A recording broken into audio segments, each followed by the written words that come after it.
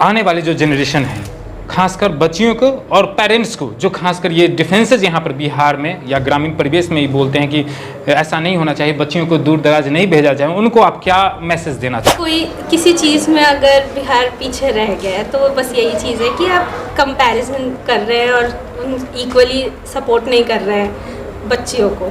तो अगर आप उनको भी करेंगे तो ऑफ कोर्स कुछ जितना भी डिफरेंस अभी है उससे बहुत कम डिफरेंस रह जाएगा। ये मेन एस्पेक्ट है, ये मेन डिफरेंस है जो आप सबको, मतलब जो डिफरेंस दिख रहा है, जो सबको पूरे इंडिया को दिख रहा है कि ये डिफरेंस है। आंटी जी, आप क्या कहेंगे? ये इन्होंने तो बताया कि जी हमें तो ताने बाने नहीं मिले, लेकिन हमें मिल रहे हैं, आपको जरूर मिल रहे हैं। हाँ। हमें तो बोल रहे हैं मरने के बाद आग कौन देगा, इतना बात बोला जा रहा है। हमें तो यही आग देगा, मेरे तो यही बेटे हैं। इस समाज में यही तो मेरा सवाल है कि समाज में कहते हैं कि लड़कियों को, हम तो ये सुने हैं, भी ज़्यादा नहीं जानते, कि जहाँ से अगर बॉडी होता है उसको गंगा घाट पे ले जाते हैं तो लड़कियाँ नहीं जाती। क्यों नहीं जाती है? आजकल जा रहे हैं, हमें तो यही जाएंगे, हमें लड़के की टेंशन नहीं है। देखिए, बहुत गौरवान्वित महसूस हम लोग करते हैं जब एक ग्रामीण परिवेश की बेटियां डॉक्टर बनती है, और ख़ासकर मैं सैल्यूट करता हूँ वैसे माता पिता को जिन्होंने समाज का ताना बाना सुनते हुए, आप समझ सकते हैं कि ग्रामीण परिवेश में जिनका लड़का नहीं होता है तो कितना समाज के लोग ताना देते हैं, लेकिन एक माँ, एक पिता उस सभी को धाता बताते हुए और एक बेटी को डॉक्टर अगर बना दे, उस मुकाम तक पहुंचा दे, तो आशीष जी आप समझ सकते हैं कितना बड़ा त्याग और समर्पण उस माता पिता का होगा, कितना त्याग उनके सपनों को साकार करने में उस बच्चे को होगा जिन्होंने माँ पिता का सपना को साकार किया, डॉक्टर बनी और समाज को गौरवान्वित किया।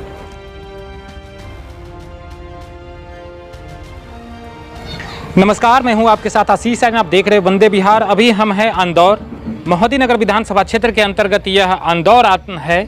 यह ग्रामीण परिवेश में हम यहाँ पर रुके हैं, और ग्रामीण परिवेश का मतलब आप समझ सकते हैं कि पढ़ाई लिखाई ये सुदूर बस्ती में कितना दुर्गम स्थिति में होता है। लेकिन इस जगह से एक बच्ची आज डॉक्टर बन के निकली है। हम उनके घर पर आए हैं, जहाँ पर बच्ची, इसलिए मैं बोल रहा हूँ कि इस समाज में बच्ची को पढ़ना और ताना बाना कैसे दिया जाता है आप लोग पता है, लेकिन उस बेड़ी से लड़ते हुए यहाँ की बच्ची अब डॉक्टर बन गई है, MBBS कर ली है। तो चलिए हम उन्हीं के पास ले चलते हैं और उनके माता पिताजी क्या करते हैं, कैसे पढ़ाई की और मुकाम हासिल करने में क्या दिक्कतें, कठिनाई का सामना करना पड़ा है, उन्हीं से हम बात कराते हैं। ये उनका घर है, चलिए आइए।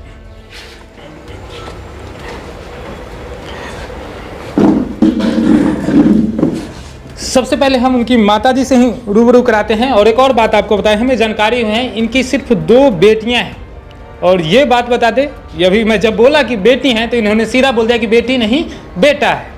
क्यों ऐसा बोला? क्योंकि देखिए इस समाज में बोला जाता है पुरुष प्रधान देश है और पुरुषों की वरीयता ज़्यादा दी जाती है। इसलिए मैम आपको जब मैंने पूछा कि कितने 2 बच्चियां ही हैं सिर्फ, तो आपने बोला कि नहीं 2 लड़का है। लड़का ही है।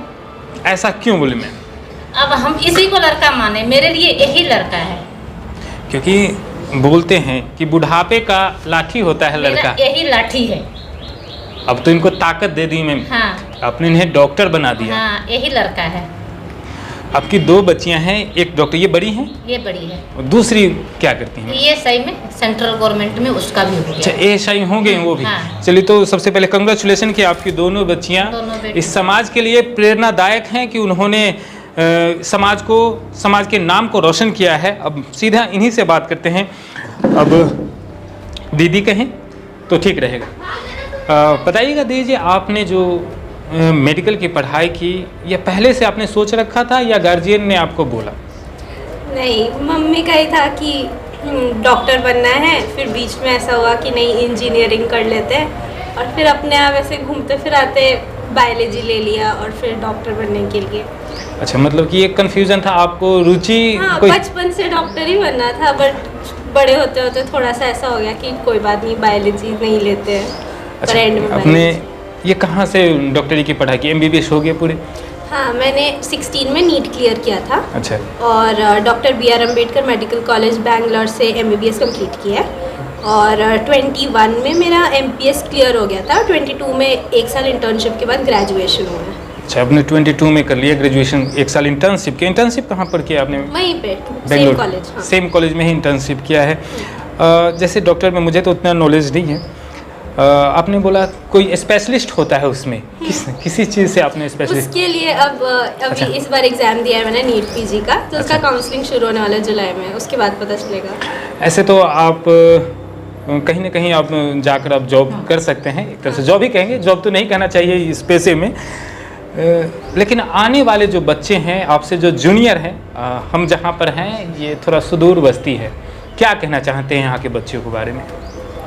मतलब ऐसा अगर कुछ ऐसा प्रोफेशन चूज़ करेंगे जिसके अंदर तुम्हें सेवा करने का मिल रहा है, तुम्हें रिस्पेक्ट मिल रहा है, तुम्हें पैसा भी मिल रहा है, तो ऐसा प्रोफेशन चूज़ करना चाहिए। ये मतलब सिर्फ खुद को नहीं, बाकी सारे लोग भी तुम्हारे साथ उतने ही रिस्पेक्ट से आगे बढ़ते हैं।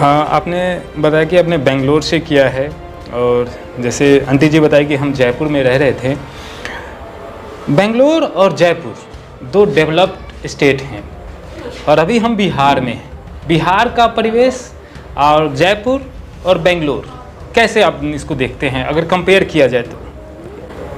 मतलब डिफरेंस एजुकेशन में कुछ जाने? एजुकेशन स्पेसिफिकली जयपुर और बैंगलोर ऑफ कोर्स ज़्यादा एजुकेशन को प्रेफरेंस देता है, मतलब बिहार में एजुकेशन को इतना प्रेफरेंस नहीं मिलता, स्पेशली लड़कियों को।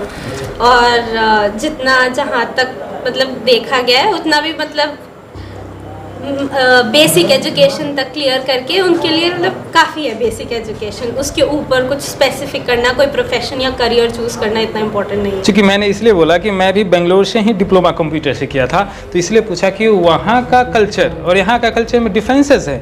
उसके बावजूद वहाँ के जो पेरेंट्स होते हैं, बच्चियों हो या बच्चे हों, उसमें ज़्यादा डिफरेंसेस नहीं समझते। जैसा कि आंटी जी ने बताया कि हमारे लिए आप ही सन हैं, डॉक्टर हैं या क्या हैं उनको, लेकिन हमारे लिए तो सब कुछ आप ही हैं। मेन मकसद यही था पूछना कि बच्चियों को गांव, खासकर बिहार में, क्योंकि डेवलप्ड स्टेट हैं बेंगलोर और जयपुर यानी कि राजस्थान, वहाँ पर नहीं डिफरेंसेस समझा जाते, लेकिन बिहार में, और बिहार में भी हम जिस जगह, आप जिस जगह पर हैं वहाँ पर ये बहुत सारे डिफरेंस, ताने बाने दिए जाते हैं, बेटी को कहाँ भेज दिया, क्या कर रहा है, डॉक्टर बन गया, क्या करेगी। इसको आप कैसे देखते हैं और समाज को क्या कहना चाहते हैं? मैंने तो बचपन से हमेशा मम्मी से बस सुना ही था कि ऐसा कुछ डिफरेंसेस होता है, क्योंकि मेरे मम्मी पापा ने कभी किया नहीं मेरे साथ ऐसा, और ना मेरे दोस्त वगैरह जो थे उन्होंने भी कभी ऐसा वो नहीं किया था। मेरे को जितना मम्मी ने बताया उतना ही है कि ऐसा डिफरेंस होता है, ऐसा करते हैं वहाँ पे। कोई डिफरेंस है नहीं। आप हायर लेवल पे देखोगे कोई डिफरेंस नहीं है। ऐसे जेनेटिक कॉम्पोजिशन में डिफरेंस होना और इंटेलिजेंस में डिफरेंस होना अलग अलग बात है। चलिए, ये अच्छी बात है। एक लास्ट सवाल आपसे, आने वाली जो जनरेशन है, खासकर बच्चियों को और पेरेंट्स को, जो खासकर ये डिफरेंसेस यहाँ पर बिहार में या ग्रामीण परिवेश में ही बोलते हैं कि ऐसा नहीं होना चाहिए, बच्चियों को दूर दराज नहीं भेजा जाए, उनको आप क्या मैसेज देना चाहते हैं?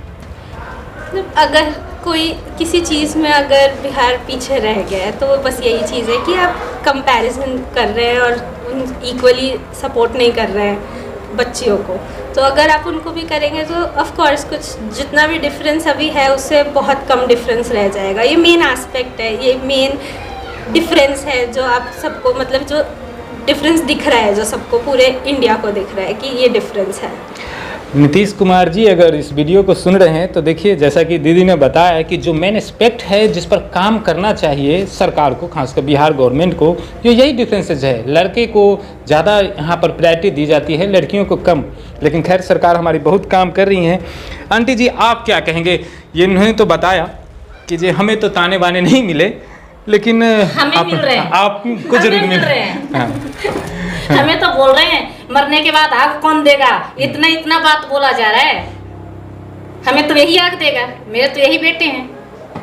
इस समाज में यही तो मेरा सवाल है कि समाज में कहते हैं कि लड़कियों को, हम तो ये सुने हैं, भी ज़्यादा नहीं जानते, कि जहाँ से अगर बॉडी होता है उसको गंगा घाट पे ले जाते हैं तो लड़कियाँ नहीं जाती। क्यों नहीं जाती है? आजकल जा रहे हैं। हमें तो यही जाएंगे, हमें लड़के की टेंशन नहीं है। चलिए, बहुत बहुत धन्यवाद मैम। मैम ने अपना देखिए बता ही दिया कि 2 बच्चियां होने के बावजूद इन्होंने कभी नहीं सोचा कि हमें एक लड़का हो, और यही 2 बच्चियां अब इनका नाम रोशन कर लिए। कोई बेटा होकर भी कोई डॉक्टर नहीं बनता। अगर आप देखे होंगे इस परिवेश में बहुत कम ही मिलेंगे, और जिनकी मानसिकता यानी कि जो एक्सपेक्टेशन है गार्जियन से, वही आगे डेवलप कर पाते हैं। अब सर हैं, इनके चाचा जी हैं, पिताजी तो नहीं हैं अभी यहाँ पर, बिजनेसमैन है सत्येंद्र राय जी हैं, चाचा जी हैं विश्वनाथ जी। सर, आपको समाज की तरफ से क्या मिलता होगा, क्योंकि आप तो लगातार यहाँ पर रह रहे हैं, पूरे दिन रहते हैं, पूरे सालों रहते हैं, क्या ताना बाना आपको मिलता होगा? अरे मुझे कोई ताना बाना नहीं मिलता है। हाँ, भाभी को मिलती थी और मिलता है अभी भी।